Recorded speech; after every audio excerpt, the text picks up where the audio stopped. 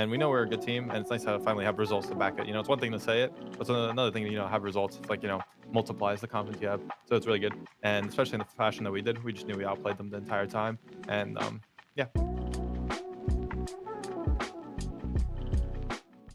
Hey guys, this is Pedro back with another interview covering VCT America Stage 1. This time I'm accompanied once again by Asuna of 100 Thieves, who are just coming off of a 2-0 win over Cloud9 during Super Week. And so, Asuna, thank you so much one more time for taking for doing this interview.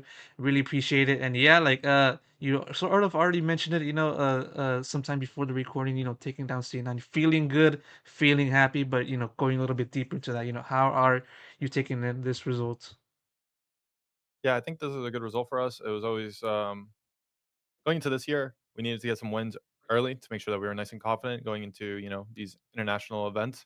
So in order to make them, and we drawed a group of death, and so it was really hard for us, to get our first win in a while. But finally, we got ours last week, and then just carrying the momentum into this week. And we know we're a good team, and it's nice to finally have results to back it. It's one thing to say it, but it's another thing to have results. It's like multiplies the confidence you have, so it's really good. And especially in the fashion that we did, we just knew we outplayed them the entire time. And yeah. It definitely was a very dominant showing, for this team to take down the Cloud9 team who was just coming into it undefeated in the regular season. And yeah, just sort of touching upon, how you guys approached this C9 roster or this C9 squad for this encounter. What were some of the things that you kind of emphasized, or it's more so that the coaches and Boostio emphasized in preparation for this series, and how that kind of transpired during the actual series itself? Yeah, I think it was mainly trying to think about what I want to say, because I know what we anti-stratted, but I don't want to just say it. But after a while, we noticed that we were just a lot better, and we just focused on playing standard. Going into the games though, we definitely had a lot of anti and stuff, and we knew like the subtle things. And yeah, but after a while, we noticed like we're up 4-0, 5-0, and we're like we're just better. So we just start doing like what's comfortable for us. We don't have to think too much about it and just play our game. And especially on the side, we just played our game on defense. On attack, we had to reel it back in a little bit, but we took control of the game after. How much did you feel of that confidence surging within this team, throughout this series, because of course, coming off of the previous match, finally getting that win and then continuing that momentum against Cloud9, how much confidence did you started to feel, as the series transpired up until the end? Uh, I don't think I felt any more confidence like than I did going into the game, but after the result, I definitely gained a lot. I knew going into the game I was extremely confident, and I knew we were gonna win. Uh, but yeah, I think after it's just nice to get it. Obviously, they're a really good team. They're 3-0 right now, so it's nice to beat them. And yeah, right now we're I think second place, right behind Lev. So hopefully we can make playoffs. You're putting yourself in a very good position as well, indeed. And yeah, looking over at your into the individual performance, of course, continuing your play on the race and popping off, in bind, and then keeping that up in the cent on KO and putting up around 23 assists, just sort of looking at your individual performance, kind of made it, for you to just perform so well, in both maps on different agents in each map. Mhm. I think it's just our game plan. It's very easy, and I think Cryo is also insane at Jet, so it's very easy to set him up and support him. Uh, I think we had it also on KO when I was playing Ascent. We had a good idea where they're going, so getting a lot of suppress assists. But there are some flash plays that we do and stuff, so those also worked out. But on KO, it's easy to farm assist. Uh, and yeah, just happen to go that way. Sometimes it won't happen, but you're still throwing the same daggers. It just won't hit, and but I had a lot of good impact with my util and also mechanically. Yeah, for sure. And now, kind of a little bit of rewinding back to, of course, the state of the team, before you guys finally get that first win on G2. And I just want to cover exactly, of course, covering what the team was like, before that point. So, what do you think was the biggest issues that kind of faced 100 Thieves, before you guys started getting into this current run? Mhm. I think it was for me because obviously we work on issues, but everyone has a different point of view. It was just knowing like what skill level are we at. We just played the Madrid winners twice, and we played Lev. So and we played a Ludwig tournament, but we were kind of just there to vibe out, chill, hang out, meet everyone, and there's some camaraderie going. But yeah, so we played two teams that were really good, or yeah, Sun and Lev, and one of them ended up winning Madrid, and Lev is also an insane team, and Aspas dropped a nuke on us. So it's like, you have two sides of the coin, basically. Are we good or no? And I think going into the G2 game, I still had a lot of confidence into us until we started losing to like some, bad teams or not, oh, basically not insane teams. Then yeah, but yeah, just have to not listen to what other people would say. Sorry.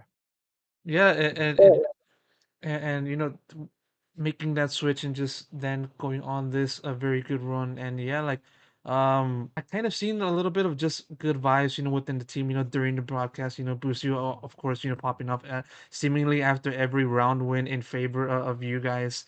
And you just talk to me about how that kind of camaraderie within the team has kind of just flourished now. Now that you guys are finally winning, finally seeing the fruits of your labor pay off in the form of wins. Mhm.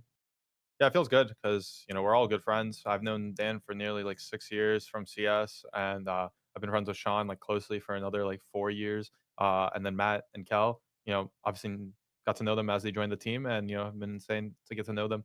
And just grateful to be in the position I'm in, and especially with people that I enjoy playing with and working with. Especially my two coaches as well. They're great, and they also help the vibes out a lot. There are a lot of coaches that can like kill vibes or ruin it by making it strict, but we're just a very I don't know how to explain it, but we, like, wanna get the job done, but we also know, like, what's important and, how to make the team feel confident and nice.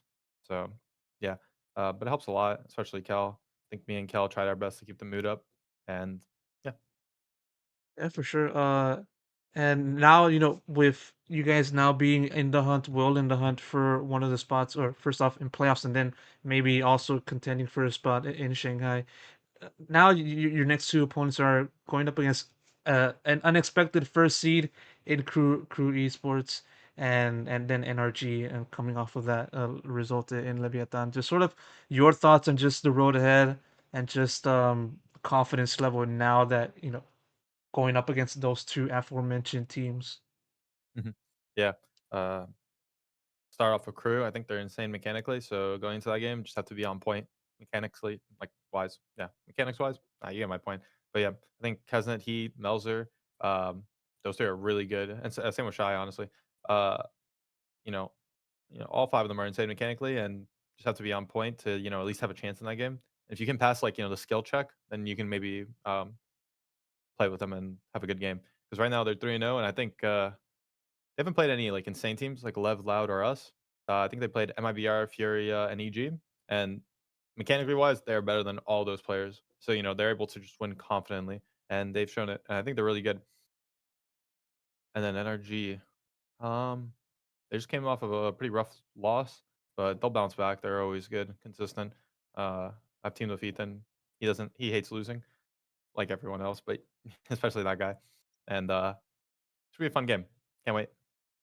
You've been someone that has already had international experience, prior to this point, 2021, 2022, and yeah, a little bit. Wasn't able to do that in 2023, but still, it speaks to you. It speaks about your experience so far with this 100 Thieves team, and now that you are in a good run, good momentum, as I've been saying so far repeatedly, what do you think separates this 100 Thieves team from just reaching that final level of just contending, winning, and just finally returning to the international stage? Just games. Well, once we play the games, we'll show. That's all. I mean, we're just gonna have to wait a week. It's just a cooldown right now. And also, you keep saying run, but it's only been 2 wins. We're gonna win way more. Then you can start saying it's a run. I don't want you to already start saying that. No, it's all good. You're the one in charge of just managing this ship. So whatever you say, I'm gonna have to respect that. And yeah, that said, I'm gonna wrap it up right here. Asuna, thank you so much for taking the time once again for another interview. Really appreciate it, and best of luck goes to you for the road ahead. Thank you, and hope to have another interview after our win. Of course, of course, of course. I really appreciate it, man.